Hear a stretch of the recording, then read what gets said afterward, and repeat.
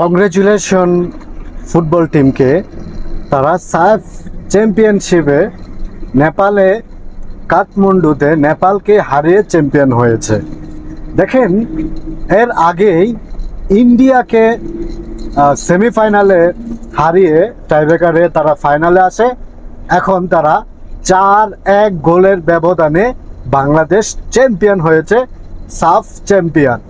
এটা কি ছোটোখাটো কোনো বিষয় যে বাংলাদেশের ছেলেদের ফুটবলে কোনো অর্জনই ছিল না, সেখানে চ্যাম্পিয়ন হয়ে গেছে ভারতের মতো দলকে হারিয়ে, নেপালের মতো দলকে নেপালের কাঠমান্ডুতে নিজের দেশে হারিয়ে ফেলেছে। এইটার রহস্যটা কি আপনারা কি কেউ জানেন?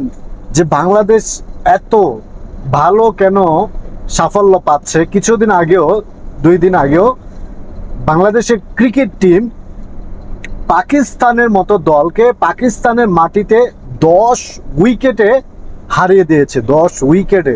এটা কি সাধারণ কোনো কথা? এটা যদি আপনি আগে অন্য যে কাউকে জিজ্ঞেস করতেন যে বাংলাদেশ কি পাকিস্তানের সাথে জিততে পারবে, তখন প্রত্যেকটা লোক একই বাক্যে বলতো যে বাংলাদেশ ইনিংস ব্যবধানে হারবে।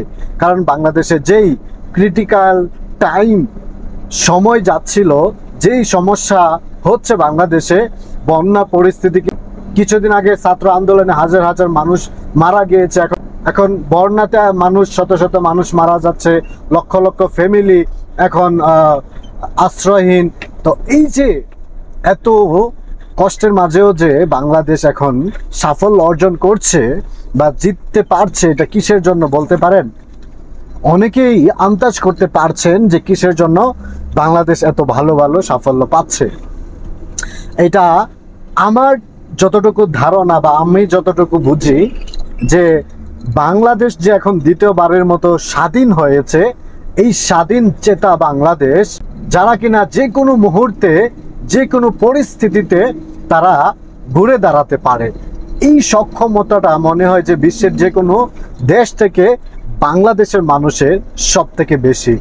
তা না হলে এত বিপর্যস্ত বাংলাদেশের ক্রিকেট টিম, ফুটবল টিম এত ভালো ভালো ঐতিহাসিক ইতিহাসের পাতায় লেখা থাকবে এমন সাফল্য কিভাবে পাচ্ছে, তাই না?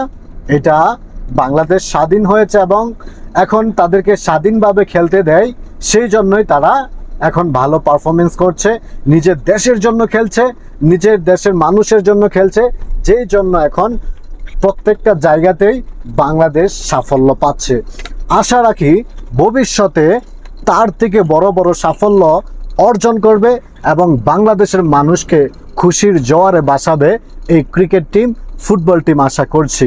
আপনারা কি মনে করেন তারা কিসের জন্য এত সুন্দর নিখুঁতভাবে খেলছে এবং ঐতিহাসিক ইতিহাসের পাতায় লেখা যাবে এমন সুন্দর সুন্দর জয় কিভাবে পাচ্ছে? সেইটা আপনারা যদি জানেন আমাকে একটা কমেন্টস করে জানাবেন। ভালো থাকবেন, সুস্থ থাকবেন। আশা করছি বাংলাদেশ ক্রিকেট টিম এবং ফুটবল টিম তারা এইভাবেই তাদের এই সাফল্য ধারাবাহিকতা বজায় রাখবে এবং বাংলাদেশের মানুষকে আনন্দ এবং উদযাপন করার মুহূর্ত আরও এমন এনে দিবে। তাদের প্রতি শুভকামনা রইল। সেই শুভকামনা জানিয়ে আমার এই ভিডিওটা শেষ করছি। ভালো থাকবেন, সুস্থ থাকবেন। আসসালামু আলাইকুম।